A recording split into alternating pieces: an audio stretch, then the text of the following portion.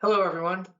I'm Frank Shaw, Corporate Vice President of Communications for Microsoft, and thank you for tuning in to the news preview day for Microsoft Inspire, which will not take place in Las Vegas in the middle of July.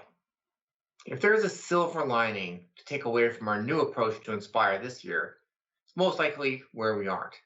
I like Las Vegas as much as the next person, and I know the heart of Inspire is the in-person interactions and networking.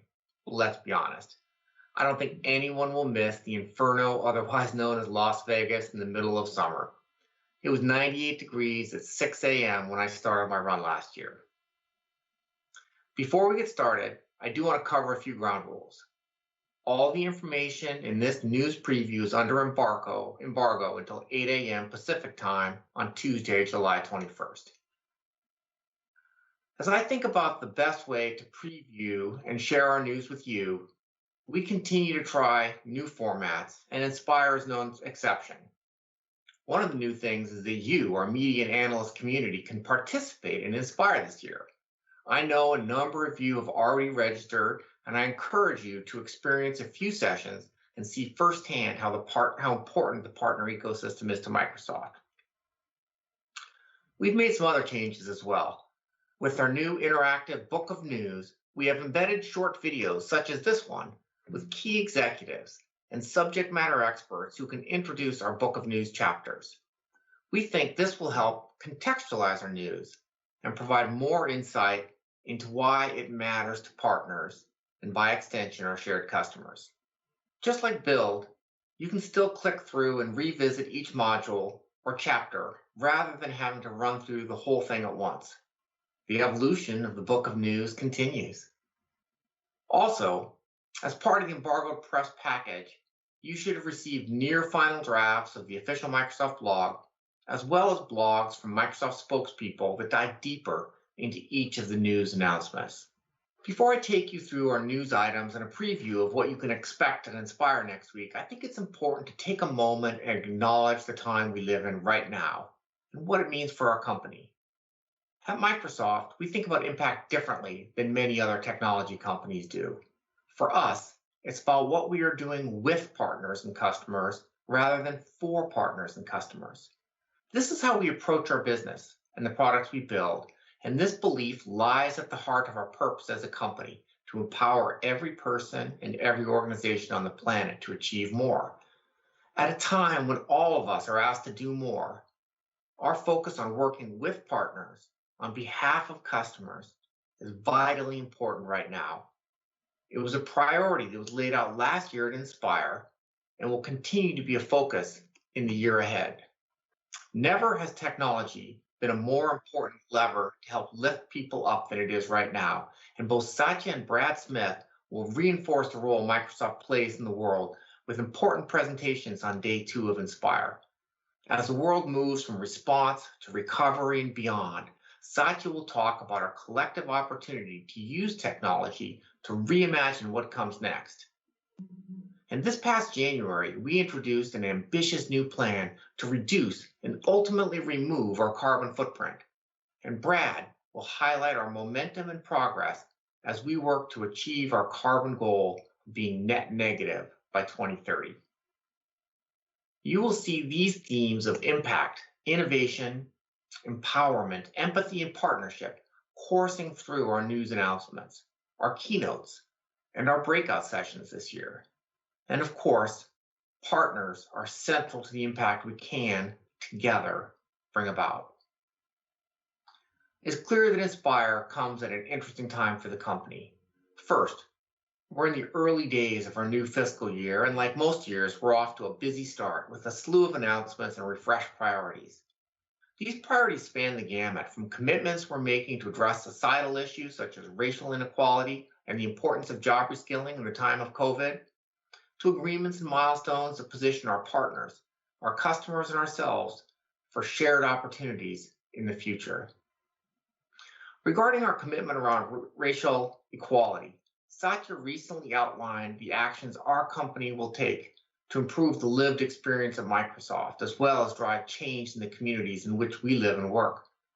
Through 3 sustained multi-year efforts, we will take specific actions to increase our representation and culture of inclusion, engage our ecosystem, and strengthen our communities. Our partners are a central part of this commitment.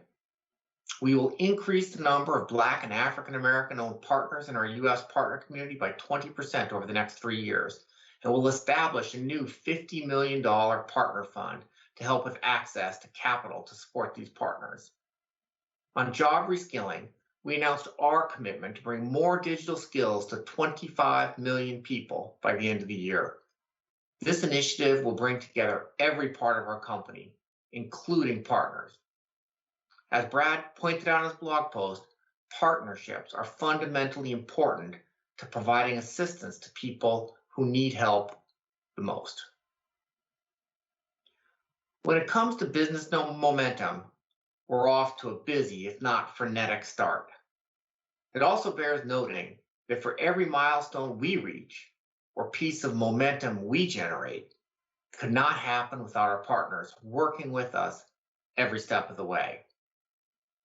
Here are some examples just in the past couple of weeks. Just 2 days ago, we announced an extension of a long-standing partnership with Citrix to make our workplace productivity tools and technology more accessible to customers, powered by Azure. Last week, we announced several new exciting features in Teams, including a new meeting view called Together Mode, which places meeting participants in a shared virtual background instead of a grid view. We formed a strategic alliance with Land O'Lakes to pioneer new innovations in agriculture and support rural communities. We've also had recent announcements with Samsung, C.H. Robinson, and Allscripts. And as you'll see in the next few minutes, we'll be sharing new news as a part of our Inspire motion very shortly. Now, beyond the lack of strolling through the desert in the sweltering heat with our partners, Inspire will look and feel very different this year. Just like Build, Inspire will be a 2-day virtual event that starts on Tuesday, July 21st at 8 a.m. Pacific time. We continue to embrace digital events, and we're applying everything we have learned from Build to Inspire. After the 48 hours of Inspire, we believe our partners will see how we're providing opportunities for the entire partner ecosystem to build and sell cloud-to-edge solutions through programs and products, how our technology innovation is unmatched across our 3 clouds and provide the ideal platforms to build on, and how Microsoft is committed to helping partners thrive and grow. We have a powerful partner ecosystem, innovative technology and services, and a shared commitment to growth and profitability. Inspire attendees will hear from Gabriella Schuster, the Corporate Vice President of our One Commercial Partner Group, as she talks about partnership today and tomorrow. And she'll share powerful examples of our partners going above and beyond to help their customers cope with a global pandemic. Judson Althoff, our EVP of Worldwide Commercial Business, will talk about purpose-driven digital. Following Judson, Nick Parker, CVP of Global Partner Solutions, will showcase how Microsoft's differentiated offerings from cloud to edge are helping partners thrive. And of course, we have news too. We have announcements across Azure, business applications, Microsoft 365 and Teams, security, and new tools for our partners. Here are some of the key highlights. We're announcing the launch of the latest member of Microsoft's hybrid cloud portfolio, the next generation of Azure Stack HCI. Some of our customers have strategic reasons for keeping some applications and workloads within their own data centers. And Azure Stack HCI gives customers an easy and fast way to integrate their data centers with Azure. Our business applications news includes 4 new Power Platform solutions, which are available now, that will help our customers safely and securely prepare for the process of returning employees to physical locations. These solutions can be easily customized and deployed at scale. We're also introducing 3 new Dynamics 365 capabilities to enable successful business operations in today's environment. We have new Teams features that provide new ways to support the hybrid meeting experience and new capabilities for first-line workers to bolster employee engagement and productivity. We want to create an even better Microsoft Teams experience across both in-person and remote work scenarios, and these new features are designed to do just that. The new push to talk feature, Microsoft Teams Walkie Talkie, is now in public preview, so be sure to check that one out. In security, we will announce the public preview of our new Microsoft Endpoint Data Loss Prevention, which will help customers meet compliance requirements and protect sensitive information.